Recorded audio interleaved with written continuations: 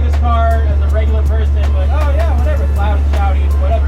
But when you start pushing it hard into a corner, because it's transaxle, so the transmission's in the back of the car, the engine's in the front of the car, it pivots around you as the driver, and it makes it a lot more forgiving.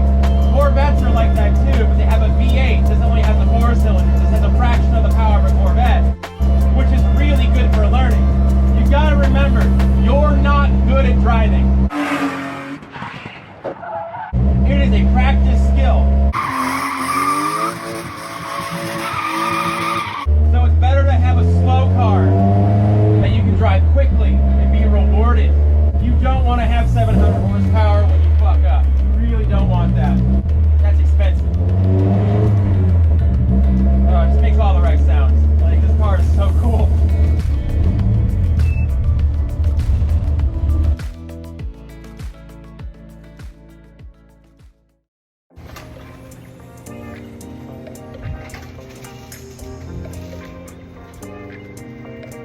And we're back.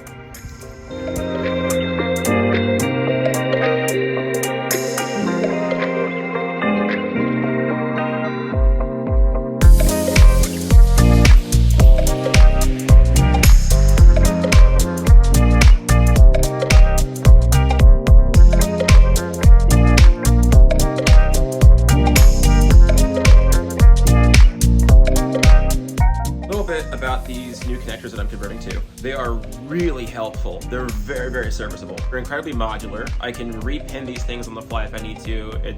Everything is designed to be serviced. It's not just like an automotive store style crimp where it's a one and done, and if you screw it up, you gotta clip it, pull it back off, strip it, redo it. This is entirely modular, and on top of that, it's actually weatherproof. So I put some sheeting behind it.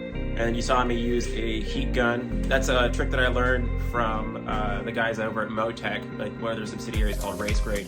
Those guys post videos on social media of how they do wiring and whatnot, and I picked that trick up, so it keeps it from being a big pain to deal with. You chuck one side up in the vise, not go too tight of course because you don't want to hurt the wire, and then just heat gun it straight because it's the sheathing that's been stuck in a certain shape around a spool. So when you heat gun it, it relaxes and it can come back straight, which is really, really helpful for when you're trying to plumb it into the car like what we're about to do right now.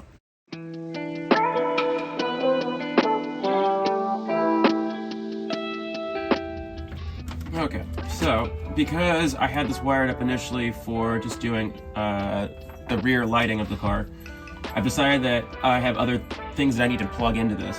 So a 2-pin isn't going to do me very much good because there's more things that I need to tap into this that I totally forgot about. The fuel level sensor back there and the fuel pump, which I had wired individually when the wiring was on that side of the car. But now that we're all centralized, my goal is to actually shorten this all up to a uniform length, and we're going to go from a 2 to a 4, and I'm going to show you why this system is really, really cool. Because I can just basically pull my wedge lock out, depin my wire without damaging anything. So I don't have to recrimp anything really, unless I want to shorten the wire, which I might do, and that's okay. It's a huge advantage here to have this serviceability where I haven't ruined anything, I haven't broken anything. Everything is able to be reused, and that's pretty cool. But so this was our old connector, our 2-pin, right?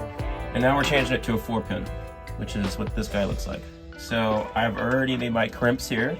Kind of hard to see, but they even label these things. So like you have a number address, like 1, 2, 3, 4, and then that way if you're doing diagnosis, if you keep everything consistent, it's super easy to check. So I've got my fuel level sensor. I'm gonna put as 1.